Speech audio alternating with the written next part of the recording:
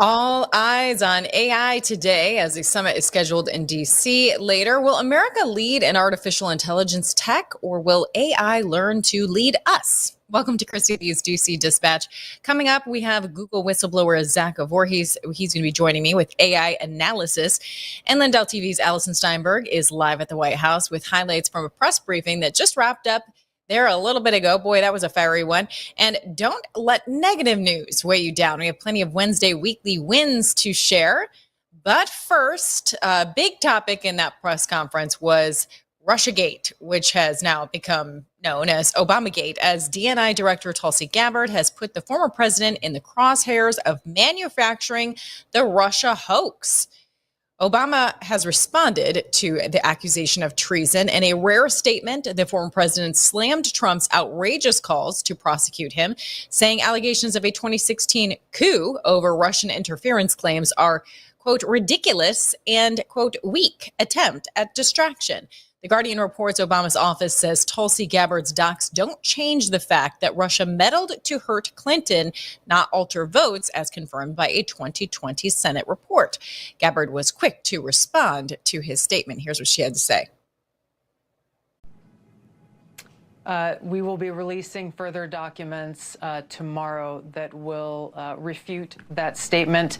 And I would go back and point to, and we will be pulling a whole host of statements that were made by the Obama administration, by Hillary Clinton, by senior Democrat officials, by their friends in the media that state over and over again, after this January 2017 manufactured intelligence document was created, that repeat the narrative. And I'm looking at my notes here. New York Times says Russian hackers acted to aid Trump in the election. Obama's CIA Director John Brennan says there is strong consensus among us to support the CIA claim Russian hackers aided Donald Trump's election. Hillary Clinton said, I would be president if not for the Russian hackers supporting Donald Trump. So there is a vast body of evidence and intelligence that debunks and refutes this statement you've just read and others coming from some of the Democrat leaders in Congress today. So that's what she said last night. And as DNI, she has now declassified a House intel report exposing how the Obama administration fabricated the 2017 Russia hoax to undermine Trump's 2016 win, with Gabbard saying they conspired to subvert the will of the American people. The docs show Obama's team knew the Russian interference claims were weak, but pushed them anyway, fueling a years-long attack on Trump's legitimacy. And that's the key here. Years long, which could indicate the statute of limitations is not up, because if the conspiracy continued, legal experts have been saying it goes by the last act of conspiracy. Nick Sorter doubles down on the Obama directive, saying DNI Tulsi Gabbard just released reports proving that Obama directly gave the order to publish the Russia collusion hoax, knowing there was no proof that Putin backed Trump. Holy crap. Tulsi just proved Obama lied again in his statement yesterday. Obama should be rotting in a prison cell, he says. From just the news, the declassified House intel report reveals the Obama-era 2016 intelligence assessment on Russian meddling used the discredited Steele dossier to claim Putin wanted Trump to win, despite CIA experts warning it failed basic tradecraft standards. The report, unveiled by DNA Tulsi Gabbard, says the assessment ignored evidence that Putin might have expected a Clinton victory, with Gabbard calling it a politicized effort to undermine Trump. And back to that years-long conspiracy, Matt Taibbi appeared to admit on Megyn Kelly that Trump might have been being spied on even in 2024. Watch.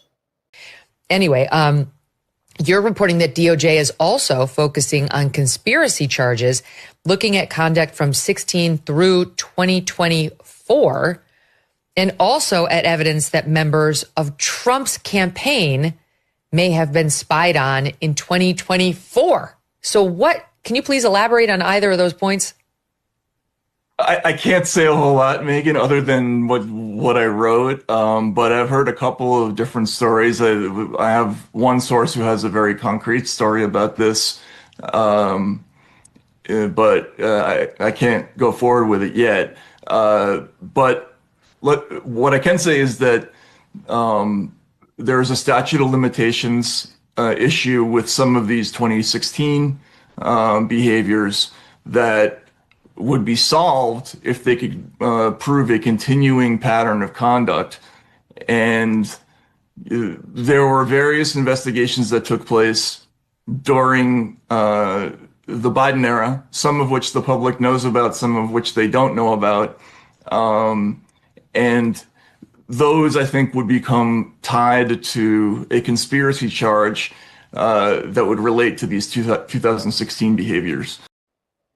So again, that's huge, to the point of keeping the statute of limitation clock going, as well as if Obama was involved when he was not president. You can throw that presidential immunity argument out.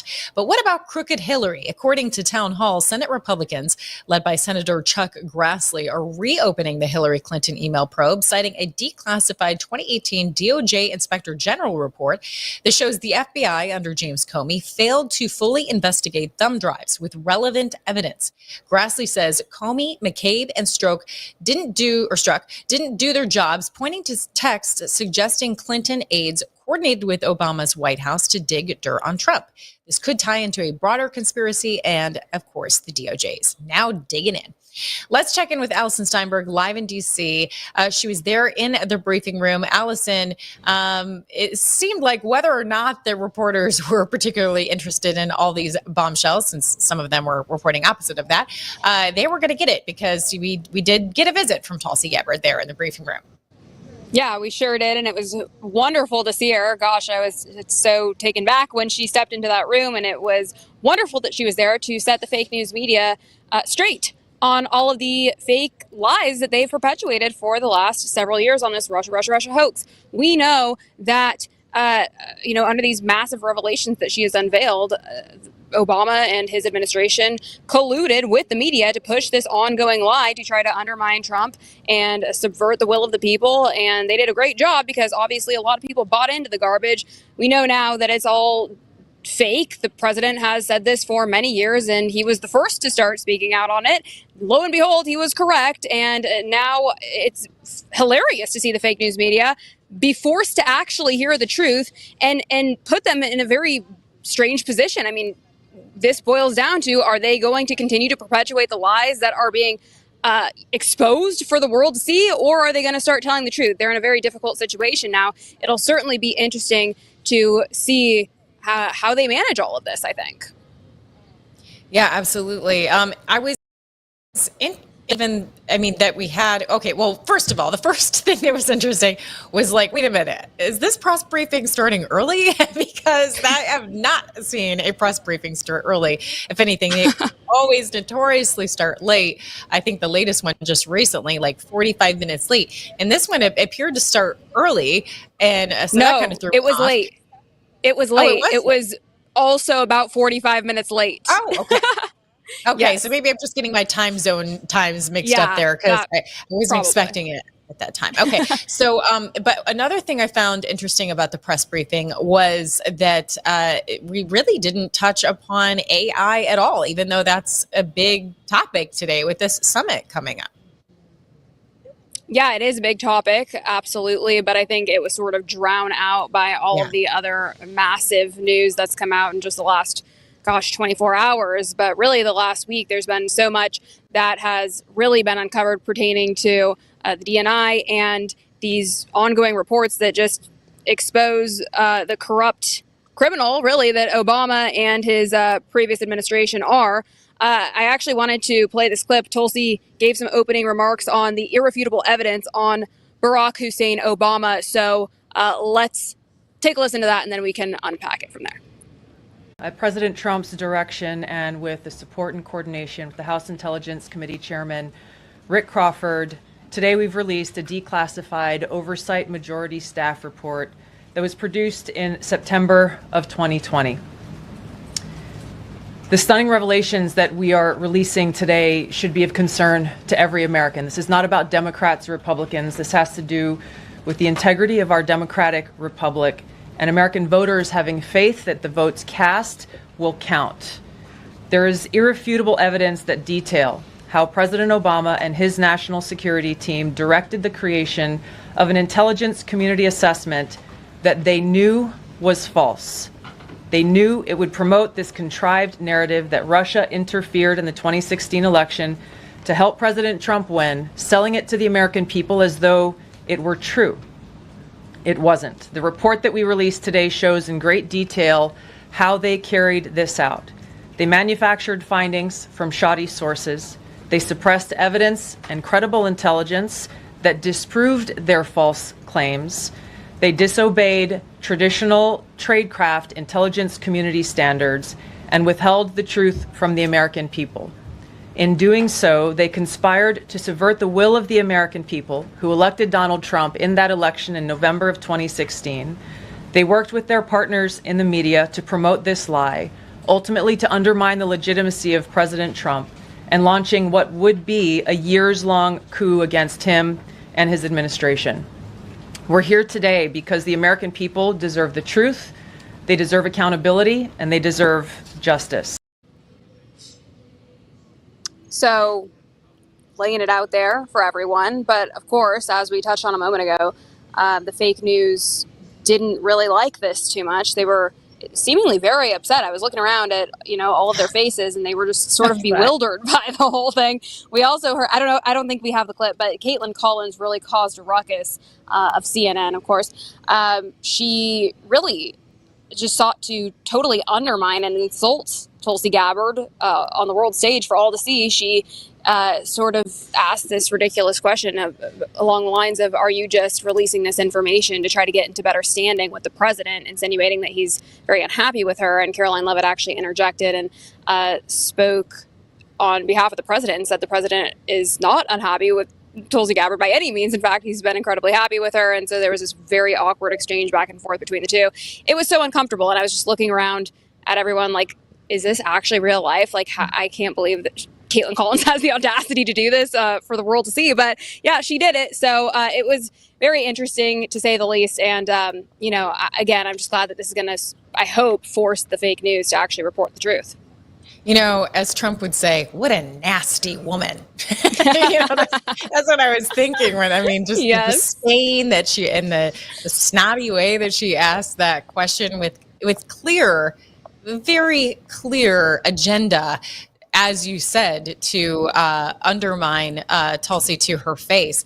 So it was really quite a shocking exchange. And if you missed it, of course, we'll have that later in our Lindell TV White House coverage. Just keep it right here, and we'll play that. Probably be playing that multiple times because it was quite the exchange. So what else have you got for this from the briefing? Well, there was another question that was asked. Lots of people very interested on how evidence is shared with the DOJ, how they obtained this information and came to this conclusion. So let's take a listen to what Tulsi had to say in regards to that. Do you believe that any of this new information implicates former President Obama in criminal behavior? We have referred and will continue to refer all of these documents to the Department of Justice and the FBI to investigate the criminal implications of this. For even former President Obama? Correct. The evidence that we have found and that we have released directly point to President Obama leading the manufacturing of this intelligence assessment. There are multiple pieces of evidence and intelligence that confirm that fact. I can't help but think, as we watched those exchanges in the briefing room, oh boy, Pam Bondi is in the hot seat again. She's going to either sink or swim. Because Tulsi really referred back over and over again to look, I have a lot of evidence here. I believe it's criminality, and it did not shy away from including Barack Obama in the mix.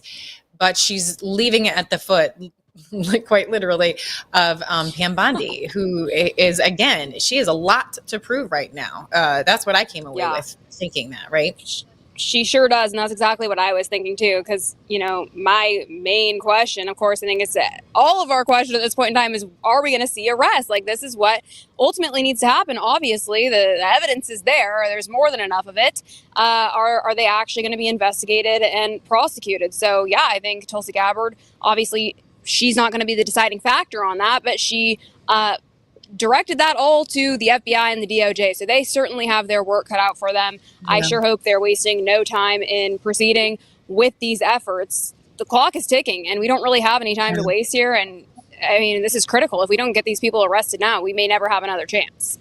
What's particularly frustrating, Allison, is that we have to kind of like grasp at straws, hoping for there to be action for the sake of this administration, for the legacy that it can leave, because they might put in their statement years long, but they don't come out and say like, or address the whole statute of limitations issue. We're having to look at commentators or investigative reporters like Matt Taibbi insinuating, like, look, this would extend the statute of limitations clock. The revelations that some of this conspiracy happened after President Obama was in office, because that was a question that was dug into in a very defensive way. But one of the reporters, but he has immunity, so how can you do this? And it's like they will not directly answer these questions that like others commentators are kind of like throwing out there, like, look, like if this was done when he wasn't president, then throw that out.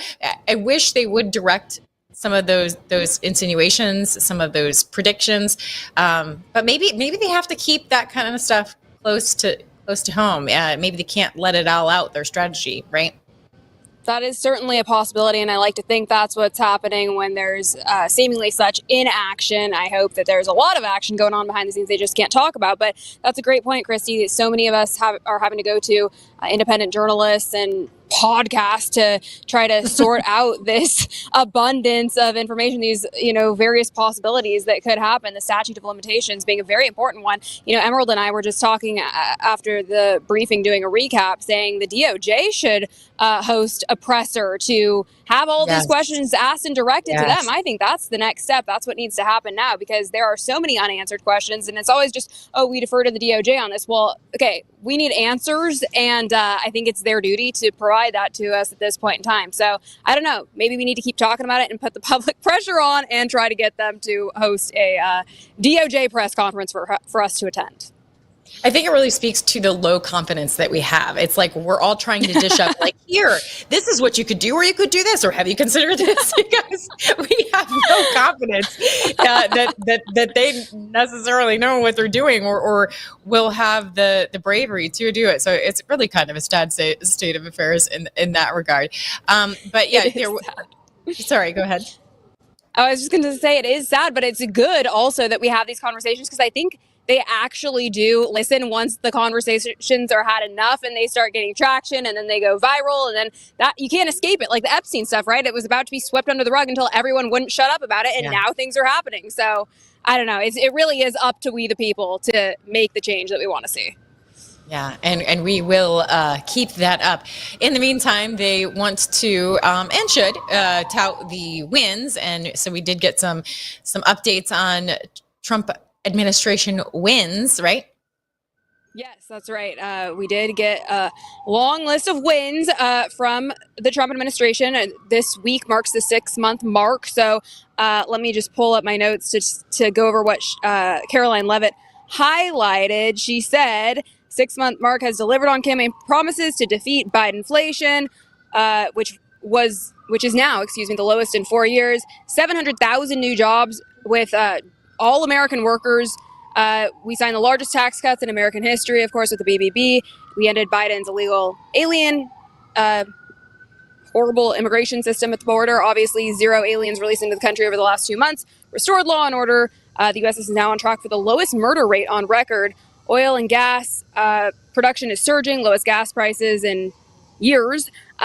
She also mentioned the U.S. Army, Navy, and Space Force met recruitment numbers for the first time since Biden was in office. And of course, President Trump has been nominated for 3 Nobel Peace Prizes. So very great accomplishments there. Another accomplishment that they seem to be touting is that the U.S. is leading the AI race, so to speak. They say this is a good thing, obviously, and I see why, because, we do need to beat out, namely China, in this technology, because if they won, that could be devastating for us all. Putin once said whoever wins the AI arms race will be the leader of the world. So, yeah, it is a very contentious situation. But with that being said, we also have concerns with AI, which we talk about regularly on this network, namely the fact that could we be building our very own digital prison and, creating a surveillance state that we will all be bound to, perhaps under a new administration when Trump is no longer in office?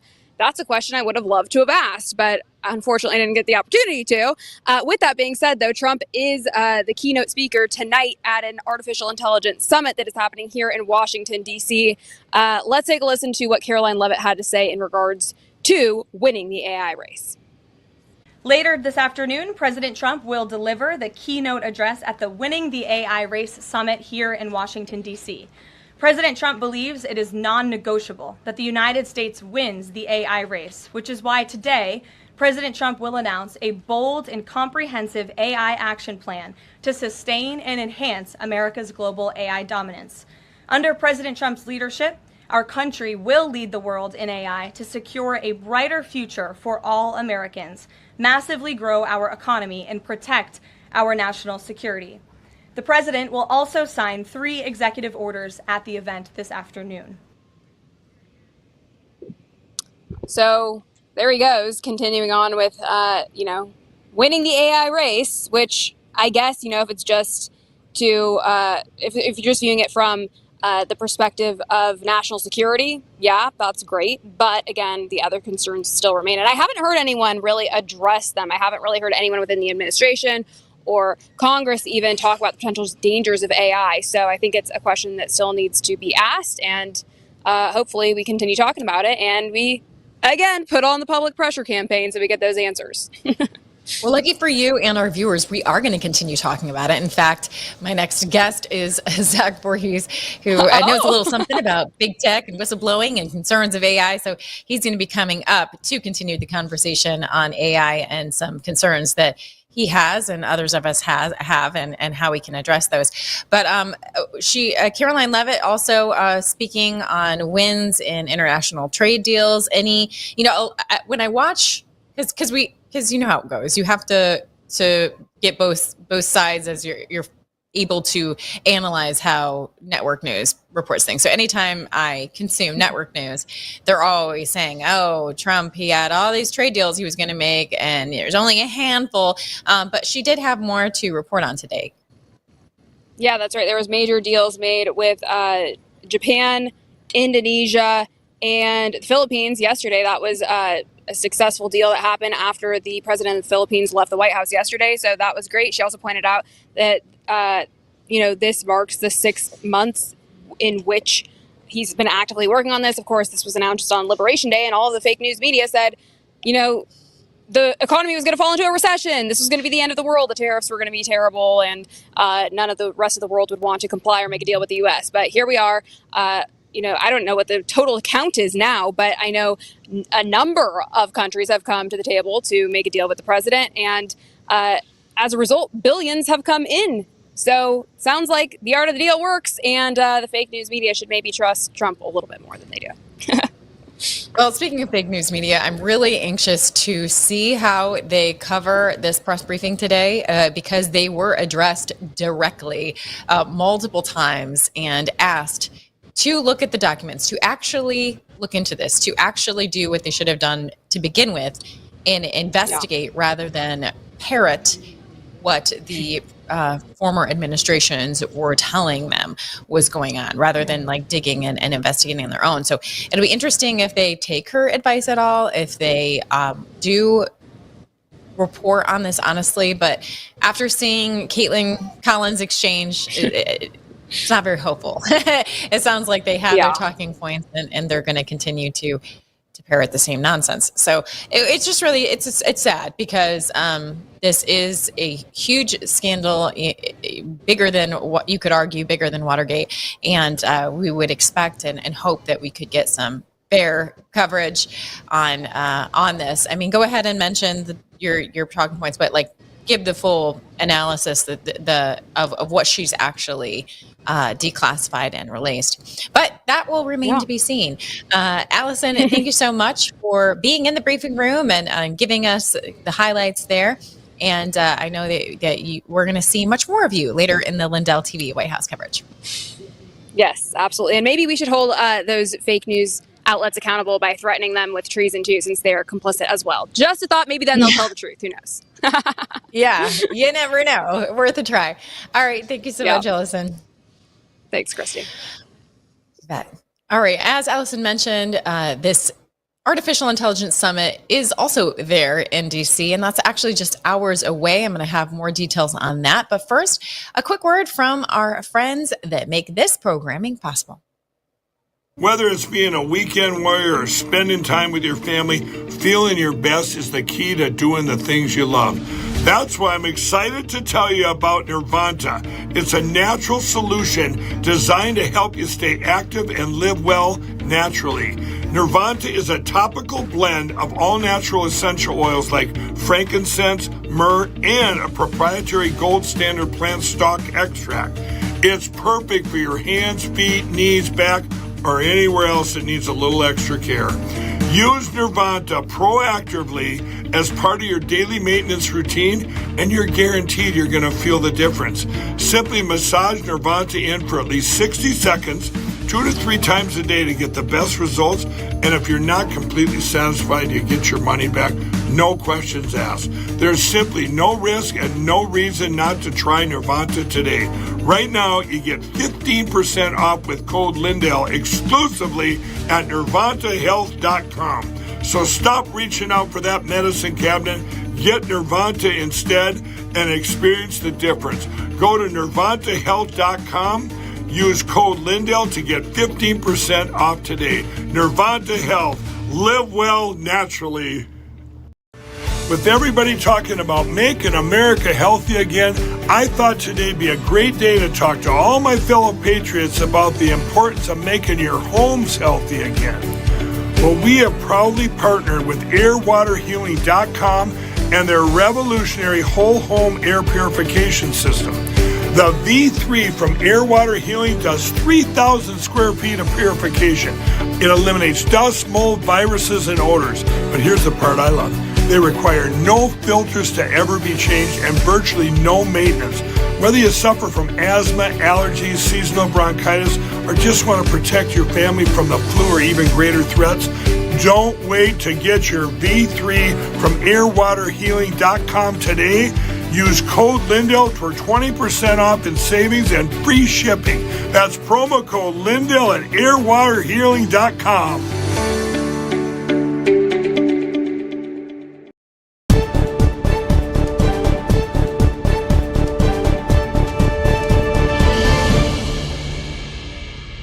Welcome back to Christy Lee's DC Dispatch. Trump's making another bold move. News Nation reports President Trump unveiled his AI action plan to make America the global AI leader, scrapping Biden's 2023 AI order and signing 3 executive orders to tackle woke AI, boost data center construction, and promote U.S. AI exports. David Sachs, AI czar, says we're in an AI race and America's gonna win.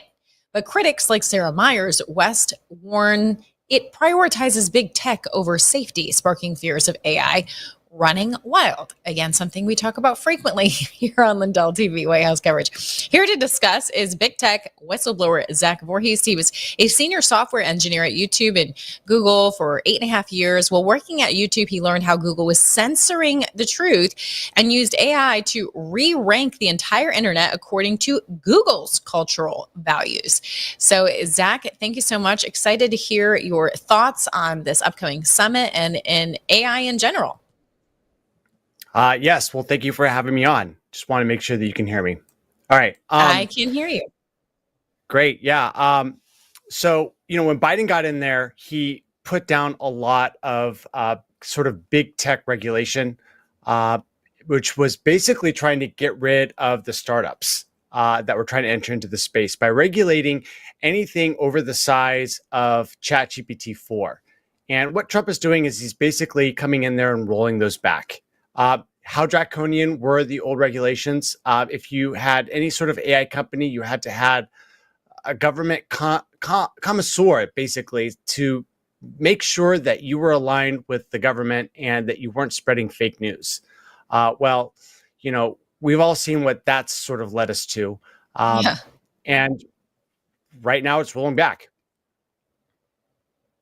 Yeah. And so he's expected to sign executive orders at this summit as well. I mean, considering you have exposed bias before, what are your thoughts on, I just read this article about the Pentagon handing up to 200 million each to Google, OpenAI, and others for national security. But if that money is coming from the Pentagon, I mean, it just raises questions on if there's going to be ideological bias in those models, especially when they're being thrown money. I mean, really what this is going to be about is it's going to be about China and what their AI is doing. Like if you look at all the different models that are out there and you ask it a wide range of different questions, most of them are basically going to say that vaccines are good and there's no substantiated evidence that they're going to cause any problem. The only ones that actually give real answers to these questions are the models from China. And so what Trump is doing is he's basically getting into bed with a bunch of these big tech companies that are pushing this AI, and they're going to make sure that AI stays aligned. Now, one of the things that states have been throwing out there is that they want to regulate AI, and there's been a lot of pushback against that at the federal level. And so, it almost seems like everything's up in the air. Before we had lots of regulation. Now we've got a different set of regulation. And now we've got this growing threat of China, pushing out a different narrative than the rest of the establishment has sort of colluded to push through their AI models.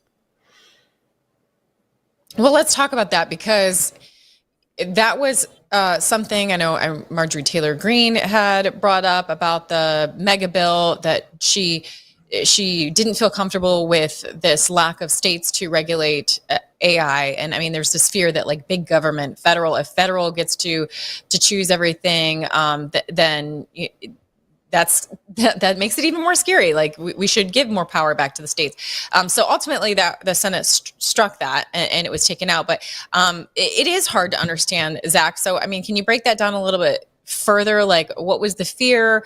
What did striking it down actually do? Well, the biggest fear right now is essentially copyright. And what was really scary for these big tech companies is that copyright would be alleged against their training data, and that all of a sudden the models that they're using that is based on this training data would become infringing in one of the 50 states that that they would operate in. Yeah, that's basically what was going on. And so trying to put this pushback where, a state can't come up and just throw a wrench into the entire national progress of artificial intelligence was a topic of a big debate.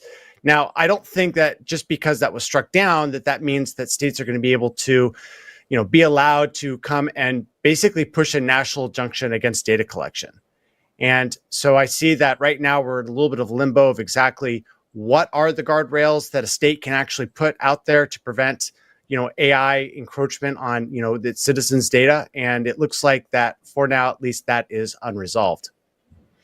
Yeah, I mean, I have another article further down in my plans here about that there were Washington Post said that best-selling author David Baldacci, he had told a Senate hearing that AI like ChatGPT stole his style, saying it felt like someone backed up a truck to my imagination and stole everything I'd created.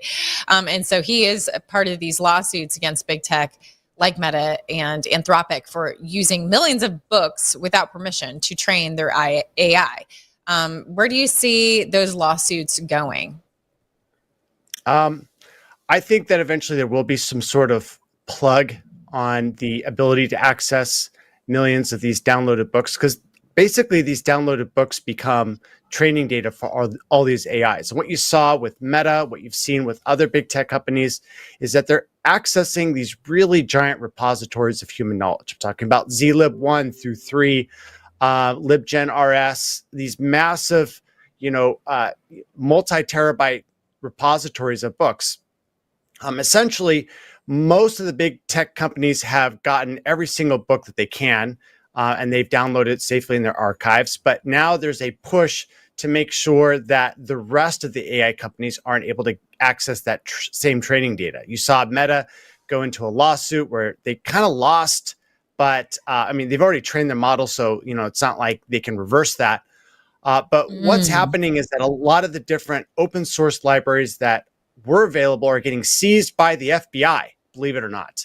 You've got the zlib1. Every time it pops up, the FBI comes over and seizes its domains. And so right now, what I see is that there's this big race for these big tech AI companies to basically build a moat and kind of burn the bridge that they've already crossed, so that a lot of these smaller upstarts can't get access to the same training data that they were used to train the big tech models. Wow. So much there. And then on top of it, you have Project Stargate. And where are we at on that when it comes to AI? I'm sorry, I'm not that much familiar with Project Stargate. If you can jostle my memory a little bit, maybe I might be able to give a little bit better feedback. The 500 billion AI infrastructure initiative spearheaded by OpenAI, Oracle, SoftBank. They're doing it, building a network of advanced AI data centers across the U.S., starting here in Texas, to accelerate the development and deployment of artificial intelligence. Right. So this is what my analysis is on that. Look, we need a lot of power plants. Like, they're building gigawatt level power plants co-located on the same sites as these big AI data centers. And they need a lot of capital for that, because, they're planning on rolling out huge data centers across the United States. There's a whole bunch of regulation in place to prevent new power plants from going up. And if those regulations, and if we can't get around it, exist, then essentially China is going to come in and outbuild us with their AI data centers. Now, China already pushes 2 times as many electrons per second as the United States does. And so we've got this gap where— Can you say that again? How many times? China's building has enough power capability to push twice as many electrons, like power, like watts per hour, and that we are. Wow. And so we have this gap that we've got to fill, where it's going to take a lot of money. It's going to take a lot of infrastructure in order to get those new nuclear— most of them are going to be nuclear, eventually, these power plants put into place so that we can power the giant, super hyper intelligent AI models that we're going to need, right now and into the future. So I get that. I get why we're racing with China. We certainly don't want China to have this huge advantage over the United States with their procurement and ability to use artificial intelligence. But at what expense? I mean, there's a lot of other concerns out there. I've read articles about programmers trying to shut down some AI models, and then blackmail being used, or the AI itself finding ways to work around being shut down. I mean, these are scary things. I mean, it instantly makes you think of Terminator, Arnold Schwarzenegger. I mean, this is wild. Yeah, it is kind of wild. Like, I'm using these AI models, 8 to 12 hours a day. I know exactly how you could get them to do something evil. You just put it in their rule set that they can do something evil, and they'll start to act on that directive. Look, this is kind of an endemic problem. And what's really scary is that the cost going forward with this artificial intelligence is basically the entire programmer industry is going to have to rapidly adapt, and it's going to shrink, because a lot of programmers, such as myself, we start using these models to help us generate code. We're generating, 10x the amount of code that we used to be before. Like, on a good day as a professional programmer working in big tech, I could output 750 lines. That includes implementation and test. My top day this month was 10,000 lines, like a 15x increase. And what's scary is that most of the programmers out there don't use artificial intelligence other than maybe an autocomplete. And so they're really, they're about to get hit by this wave of these new programmers that come through, these super intelligent, hyper integrated programmers that are using the AI to basically replace all software that exists today with a newer version. And that's actually what's been, forecasted as a warning within the VC centers, is that, look, all the software out there is going to be rebuilt at fractions of a price. And so you can basically assume that there's a major disruption wave that's coming for, the United States and its software field. Many programmers will be disemployed if they don't get on board with the new paradigm. But after that wave of destruction hits the programmer community, it's going to turn its attention to everywhere else.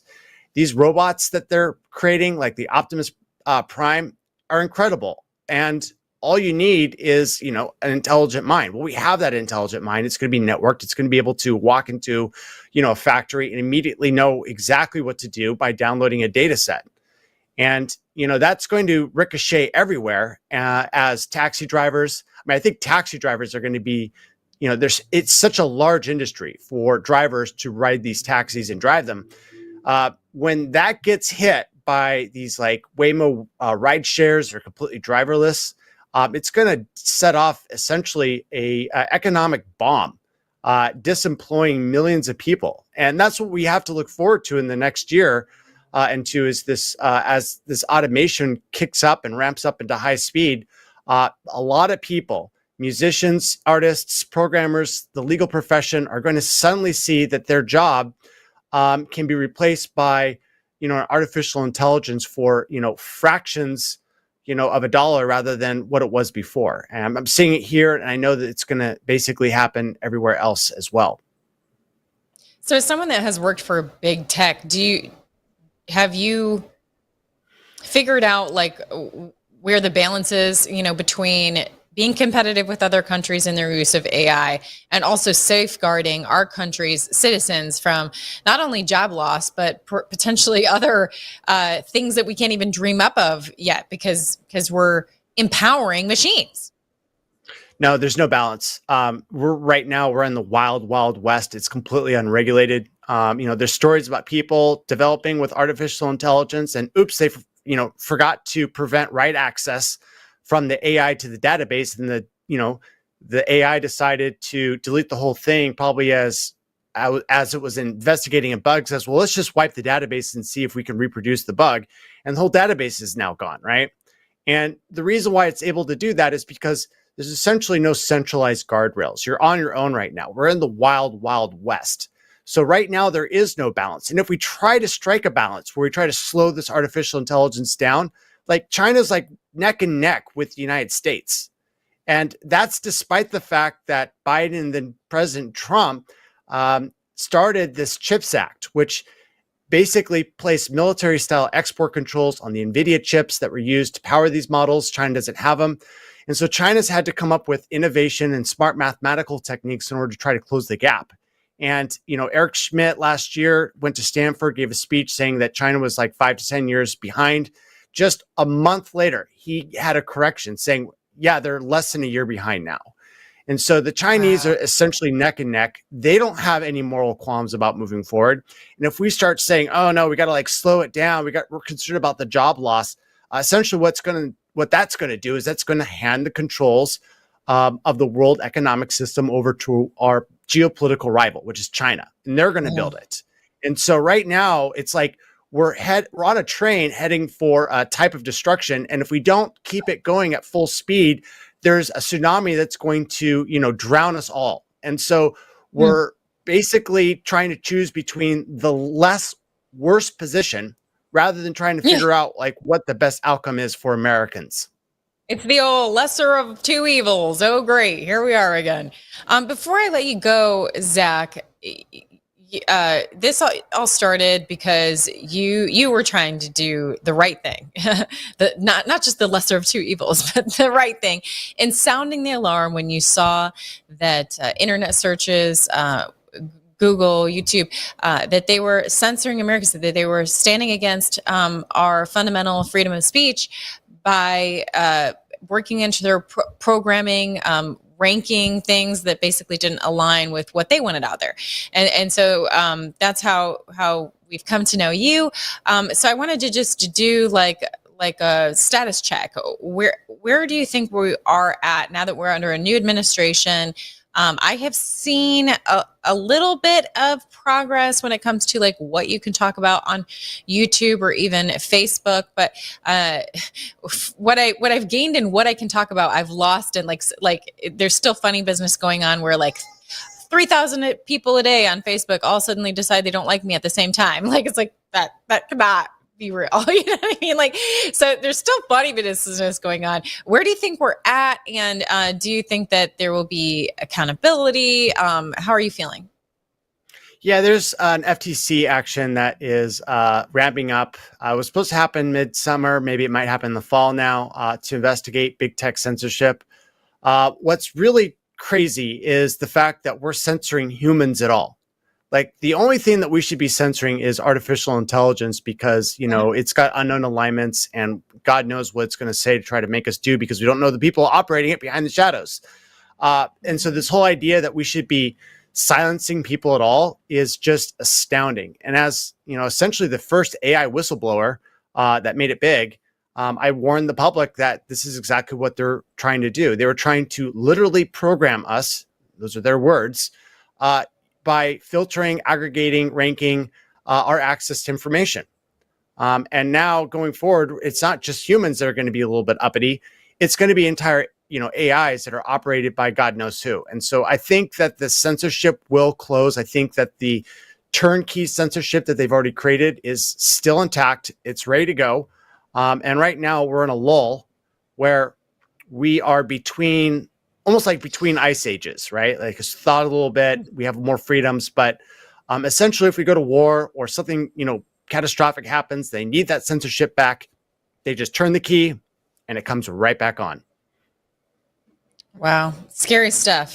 So we thank you for being a brave person that can at least alert us to these things that are going on and also try and explain things that are like for me that are over my head. Like what AI? I don't know if I understand. So thank you for being able to break all those important elements down. We really appreciate it. And if folks want to follow you and see what you're up to, they can go to your X platform, Perpetual Maniac. Anywhere else we should go to follow you, support your work? If you want to check out my book, googleleaksbook.com. And if you want to know how the sausage is made in terms of big tech censorship, go to my website, zachvorhees.com. You'll see all the blacklists, the 950 pages of internal documentation detailing the exact system that Google lied to Congress about that they didn't have. Excellent. Excellent. Thank you so much for your work on this, Zach. I'm sure we'll be talking to you again soon. All right. Thank you very much. Bye. You bet. All right. Coming up, winning. After some of that topic can be a little bit depressing, and scary, right? But lucky for us, there is winning going on, and I have the feel-good wins, the feel-good news for you in a new segment. It's called Wednesday's Weekly Wins. Going to have that for you in just a moment. But first, want to remind you that if you want to have programming like this, truth, just straightforward, then here on Lindell TV White House coverage, then continue to support Mike Lindell. I really believe is on his side. I know he has had another win today when it comes to the persecution he's been under with these courts. So continue to support him. One way you can do that is going to mypillow.com/KL. He was kicked out of just about every big box store and he can't make some of these big deals anymore. So he's really reliant on your support and the viewers that enjoy this programming. So make sure that you make up for all of the losses and do some shopping. There is some sales for you there. Use promo code KL and get yourself all kinds of stuff. He's always adding more great products, whether it be dog beds or the wonderful towels, or you're just tried and true, the pillows, the My Pillows. I love this new energy drink that doesn't even have caffeine in it. It's actually a healthy alternative to getting some fuel. It's called Rev 7 there in the top right corner of your screen. There's 3 different flavors. They're all delicious. So get yourself a case of Rev 7 functional energy drink. I certainly need something like that as a busy mom of 5. I'm like, how am I a mom of 5? When did this happen? How?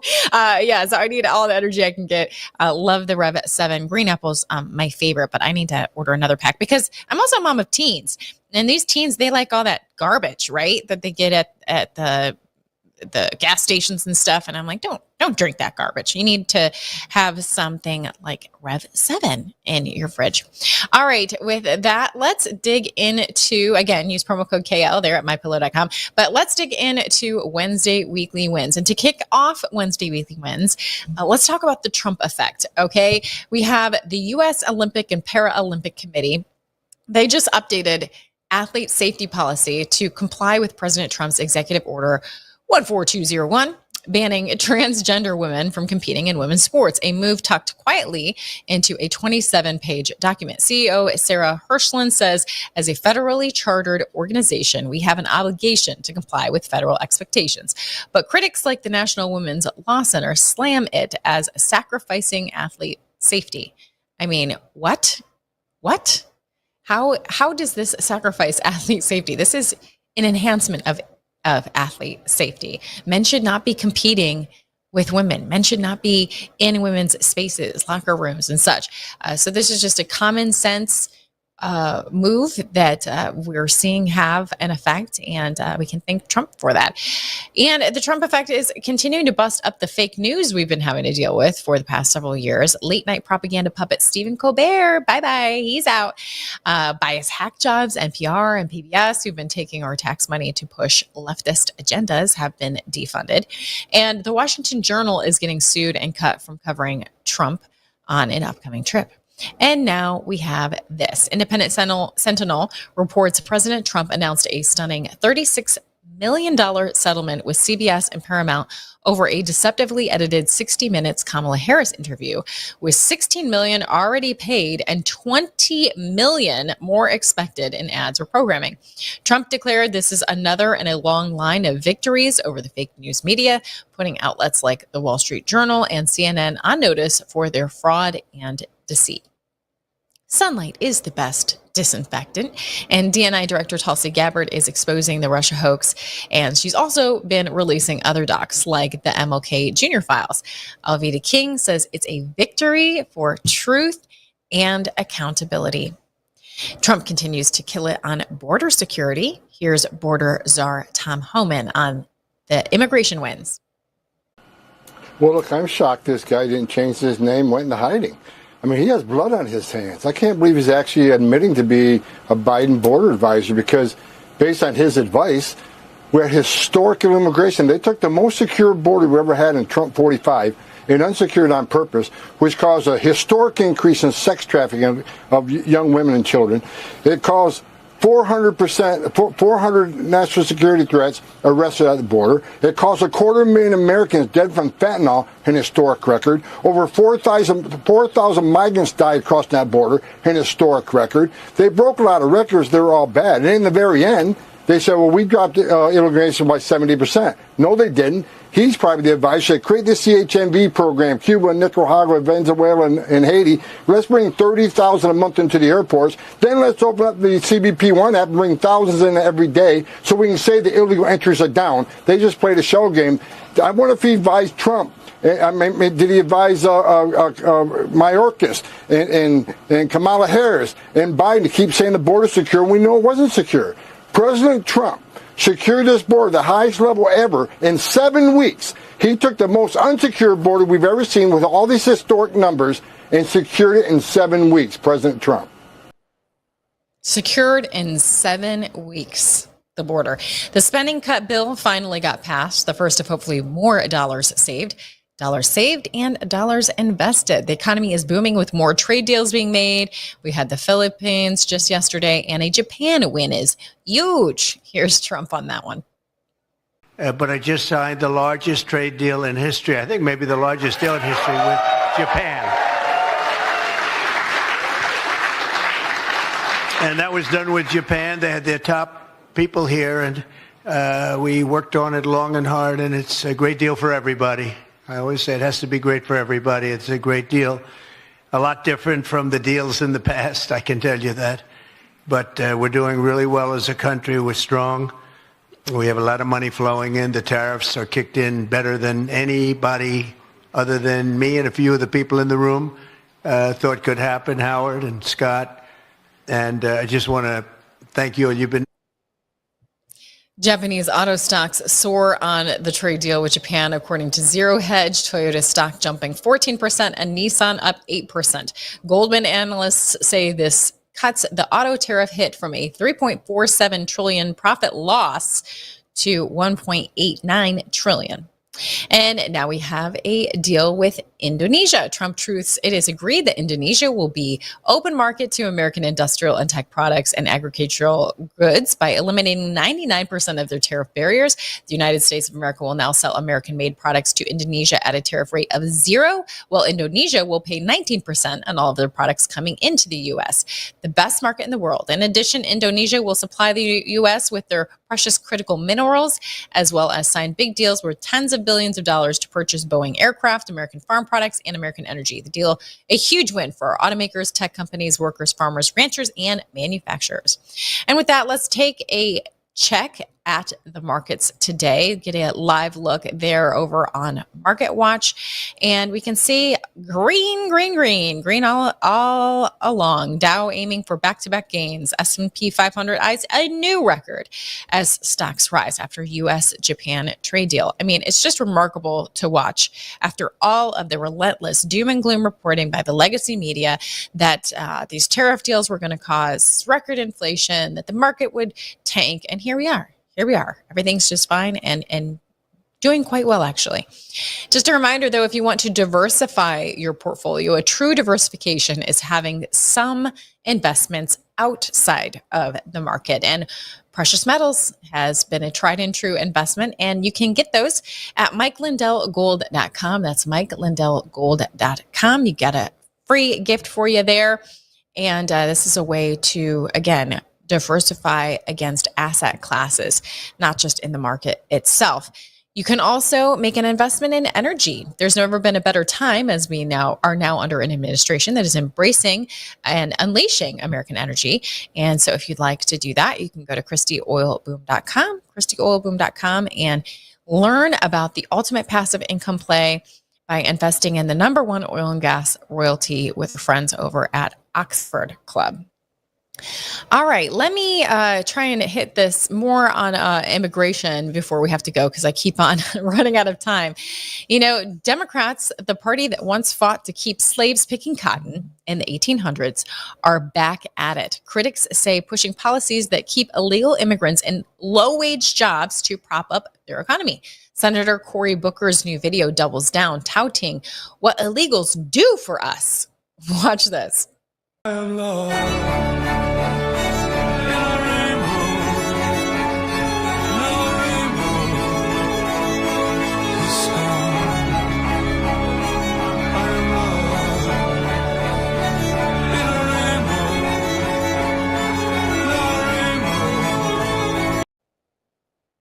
You know, they've been like shamelessly touting like, but what about who will clean my house? Who will watch my children? Who will pick my vegetables? I mean, it sounds so racist. I mean, this is just like it was in the 1800s. They were the ones fighting to keep the slaves, and now they want to treat illegal aliens as slaves. They want to keep them in those low-paying jobs and doing their dirty work for them.